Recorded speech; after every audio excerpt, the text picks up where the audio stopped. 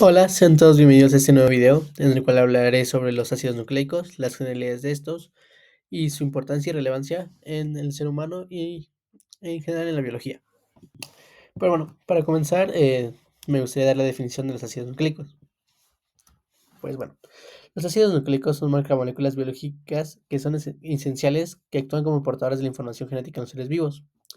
Estas se consideran como biopolímeros, ya que están formados por largas cadenas de monómeros denominados nucleótidos, los cuales se organizan de manera específica para codificar, almacenar y transmitir la información necesaria para el desarrollo, la reproducción y el funcionamiento de las células. Estas moléculas son esenciales para la continuidad de la vida, pues permiten la transmisión hereditaria de de las características genéticas y la expresión de los genes.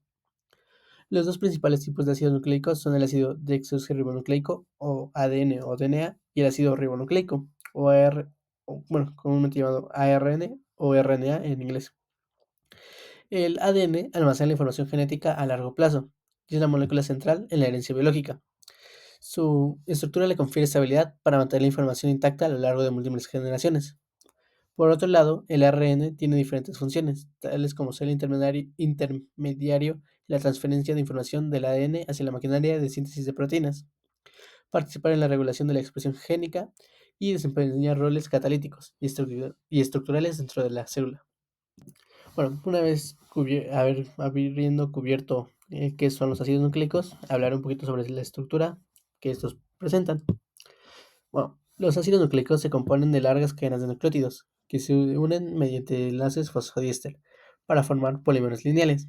Cada nucleótido consta de tres componentes básicos: una base nitrogenada, que puede ser adenina, guanina, citosina o timina en el ADN, o uracilo timina en el ADN o uracilo en el RNA.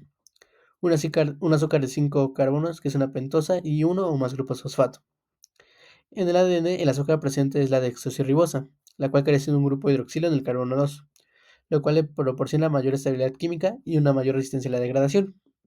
En contraste, el RNA contiene una ribosa, la cual es una pentosa con un grupo hidroxilo en el carbono 2, lo cual lo hace un poquito más susceptible a la hidrólisis y le otorga una estructura más flexible.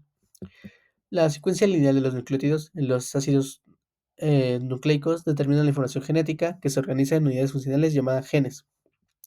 L- La disposición precisa de las bases nitrogenadas a lo largo de la molécula permite codificar la síntesis de proteína y regular los procesos celulares. Bueno, una vez dicho esto, voy a hablar un poquito de las bases nitrogenadas, que son los principales componentes, o por llamarlo así, ladrillos de los ácidos nucleicos. Bueno, las bases nitrogenadas son compuestos cíclicos que contienen nitrógeno, como su nombre nos indica, y que participan en el almacenamiento de la información genética. Estas se dividen en dos grupos, según su estructura química: las purinas y las pirimidinas. Las purinas tienen una estructura de doble anillo y comprenden la adenina y la guanina, o sea, A y G, mientras que las pirimidinas, por otro lado, poseen un único anillo y abarcan la citosina, la timina y el uracilo. En el ADN, la adenina se pareja con la timina mediante dos enlaces de hidrógeno, o dos puentes de hidrógeno, y la guanina con la citosina mediante tres puentes de hidrógeno. Este apareamiento específico, conocido como principio de complementariedad de bases, es fundamental para la replicación y la transcripción del ADN, ya que esto garantiza la correcta transferencia de la información genética. En el ARN, el uracilo reemplaza la timina y se parea con la adenina, lo cual permite la síntesis de proteínas en las células. Bueno, a continuación voy a hablar de los nucleócidos y de los nucleótidos. Bueno, los nucleócidos, como se aprecia en la imagen, sobre todo a la izquierda y de la parte izquierda, los nucleócidos son moléculas que están formadas por la unión de una base nitrogenada y un azúcar pentosa, ya sea una ribosa o una desoxirribosa, dependiendo del ácido nucleico. Estos carecen de un grupo fosfato, lo cual los distingue de los nucleótidos. La nomenclatura de los nucleócidos se basa en la combinación de la base nitrogenada y el azúcar.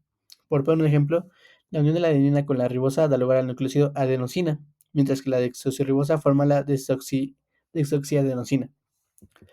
Por otro lado, los nucleótidos cuando dos o más grupos fosfatos se atan a un nucleócido, se forma un nucleótido. Los nucleótidos son los bloques fundamentales de los ácidos nucleicos y también tienen roles importantes en el metabolismo celular, actúan como portadores de energía, como en el caso del ATP, como coenzimas como NDA+, y FDAD, y como moléculas de señalización, como el AMP cíclico. Cada nucleótido incluye uno, dos o hasta tres grupos fosfatos y, bueno, dependiendo del número que estos poseen, se les llama monofosfato, difosfato y trifosfato de nucleócido, respectivamente. Entonces, básicamente, una forma sencilla de aprenderlo es que un nucleócido es solo el azúcar, que es una pentosa, y la base nitrogenada. Y cuando se le agrega uno, dos o hasta tres grupos fosfatos, se vuelve un nucleótido, que ya es lo que conforma a los ácidos nucleicos. Por otro lado, les voy a hablar un poco sobre la estructura del ADN. Bueno, el ADN adopta una estructura tridimensional de doble hélice, como se aprecia en la imagen, en la que las dos cadenas de nucleótidos se enrollan alrededor de un eje común. Cada cadena tiene un esqueleto formado por azúcares y fosfatos que se van alternando, mientras que las bases nitrogenadas están orientadas hacia el interior, donde se aparean mediante puentes de hidrógeno. Bueno, esto es lo que les confiere como lo que permite que giren y que tengan esta función, que se apareen de 2 y de 3. ¿Por qué? Porque si no sería solo una estructura lineal, como una escalera, y pues perdería muchas de sus funciones que poseen los ácidos nucleicos. Bueno, la doble hélice del ADN es antiparalela, lo que significa que dos cadenas corren en direcciones opuestas. Una va en el sentido 5' a 3' y la otra en el sentido 3' a 5'. De hecho, generalmente cuando se llega a hablar sobre el sentido de la vida, se llega a decir que el sentido es de 5' a 3', que es como la hebra original, y la otra que es la hebra molde. Bueno, no bien, esa es la hebra molde, y luego la otra hebra, que se puede decir que es como la complementaria, es 3', 5', o sea, una va para arriba y otra va para abajo, y la que va de abajo hacia arriba es la 5', 3', y esa es la que se dice que es como el sentido de la vida. Y bueno, la estructura helicoidal se estabiliza gracias a los puentes de hidrógeno entre las bases complementarias y las interacciones hidrofóbicas de apilamiento de las bases. Además, el enrollamiento helicoidal ayuda a crear surcos mayores y menores, en las cuales bueno, lo cual son regiones accesibles a proteínas reguladoras y enzimas, facilitando la interacción con la molécula para procesos como la transcripción y la replicación del ADN. Bueno, una vez cubierta la estructura del ADN, pues vamos a cubrir la estructura del ARN o RNA. Bueno, el ARN es generalmente monotecario. ¿Esto qué quiere decir? Que solo tienen como una hebra y adopta una gran variedad de formas tridimensionales debido a su gran capacidad para formar apareamientos internos de bases y para plegarse en estructuras secundarias y terciarias. Aunque el ARN no forma una doble hélice extendida como el ADN, también puede generar segmentos de doble hélice cuando regiones complementarias se aparean de manera temporal. Bueno, también hay que recalcar que existen varios tipos de ARN, que cada uno con funciones específicas dentro de la célula. El primero, bueno, aquí en esta imagen es el ARN mensajero o mRNA en inglés. Su principal función es, bueno, básicamente hacer una copia de la secuencia de ADN que lleva la información genética a los ribosomas para la síntesis de proteínas. Luego está el ARN ribosomal o RNA, que, bueno, básicamente este forma parte integral de la estructura de los ribosomas y cataliza la formación de enlaces peptídicos durante la traducción. O sea, básicamente ayuda a que se formen los enlaces peptídicos y, bueno, compone, como se aprecia en la imagen, junto con proteínas ribosomales, forman al ribosoma, que como sabrán tiene dos subunidades, la grande y la pequeña. Entonces el RNA junto con proteínas forman al ribosoma. Bueno, otro RNA que existe es el de transferencia o tRNA. Básicamente participa al momento de sintetizar proteínas. Lo que hace esto es que transporta aminoácidos hacia el ribosoma y los coloca en la secuencia correcta para formar una proteína. O sea, aquí se ve que tiene como 3 aminoácidos, bueno, más bien 3 bases nitrogenadas, que fungen como un anticodón, por así decirlo. Entonces, va la hebra de RNA y mm, y el RNA de transferencia lee ese codón que se forma por 3 bases nitrogenadas y con eso selecciona el aminoácido que corresponde a ese codón. Y pues así se va formando un polipéptido, o en otras palabras, una proteína. A su vez, existen otros tipos de ARN, tales como el ARN pequeño nuclear, nuclear, que su abreviatura es ARNSN, y el ARN de intertransferencia, o ARNI, que se abrevia así. Estos están involucrados principalmente en la regulación del procesamiento del ARN y en la regulación genética. Bueno, una vez dicho esto, vamos a retomar un poquito los nucleótidos y la importancia biológica que estos poseen. Bueno, además de ser los componentes estructurales de los ácidos nucleicos, los nucleótidos también desempeñan funciones esenciales en varios procesos biológicos. Por poner un ejemplo, el ATP o adenosin trifosfato es la principal molécula energética de las células, la cual se encarga de almacenar y transferir la energía necesaria para numerosas reacciones bioquímicas, tales como la contracción celular, la síntesis de macromoléculas y el transporte activo a través de otras membranas, que por eso generalmente se le tiene que llamar como la moneda de intercambio o la moneda energética. Entonces, porque se llevan a cabo muchas funciones utilizando el adenosín trifosfato. Otros nucleótidos, tales como el GTP o guanosina trifosfato, desempeñan funciones en la señalización celular y la regulación de procesos biológicos mediante proteínas G. Además, algunas moléculas derivadas de los nucleótidos, tales como el NAD o nicotinamida adenina dinucleótido y el FAD o la flavina adenina dinucleótido, son coenzimas claves en las reacciones redox, que son cruciales para la producción de energía celular. Y bueno, ya casi concluyendo con el video, voy a hablar un poquito sobre la replicación, la transcripción y la traducción.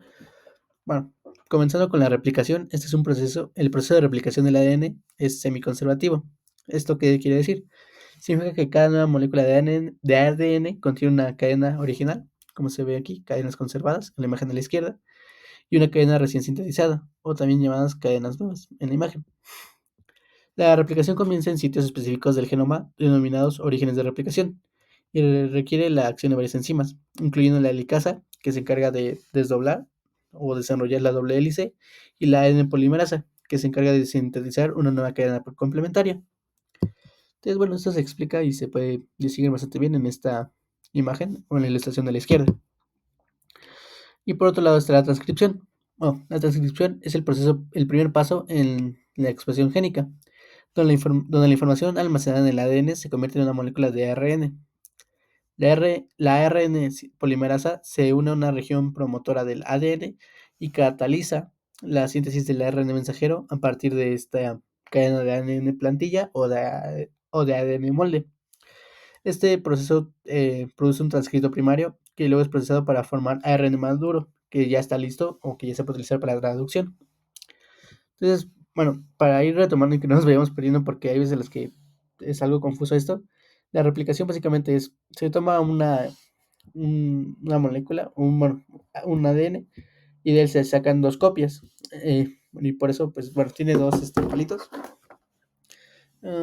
Y bueno, se van a conservar, uno va a ser, bueno, se van a hacer dos moldes que van a, bueno, uno va a ser nuevo y el otro va a ser el original. Y pues los otros van a ser complementarios o cadenas nuevas. Y bueno, en la transcripción básicamente se pasa de ADN a ARN mensajero, que va a permitir luego hacer la traducción en proteínas. Pero bueno, no me voy a adelantar. Bueno, la traducción es el proceso por el cual la secuencia de aminoácidos del ARN mensajero se decodifica para formar la secuencia de aminoácidos que se van asemblando poco a poco en una proteína. La síntesis de proteínas tiene lugar en los ribosomas, donde los ARN transcriptores llevan los aminoácidos correspondientes a la secuencia codificada en el ADN. Bueno, eso sería lo más relevante en cuanto a ácidos nucleicos. Pero bueno, sí. Aquí se ve como les mencionaba el ADN transferencia, va llevando los aminoácidos al ribosoma. Bueno, básicamente se ensambla como a la mitad del ribosoma, porque hay unos sitios específicos para que se ensamble el ARN de transferencia. Y bueno, va leyendo, como les contaba, el codón que del ARN mensajero y va buscando a los aminoácidos, o sea, va por un aminoácido y lo trae y lo agrega al ribosoma y este se va encargando de unirlos. Y bueno, creo que sería lo más relevante, al menos al menos en lo que compete al tema de ácidos nucleicos. Nuevamente aquí les dejo algunas referencias que utilicé para la creación de este video y bueno, principalmente recomiendo o sea, si quieren algo un poquito general, diría que la primera o la tercera son bastante buenas en cuanto a lo que compete. Y bueno, eso sería todo por el video de hoy. Espero les sea de utilidad Nuevamente quedo a sus órdenes para cualquier duda o aclaración. Y bueno, hasta pronto. Mucha suerte.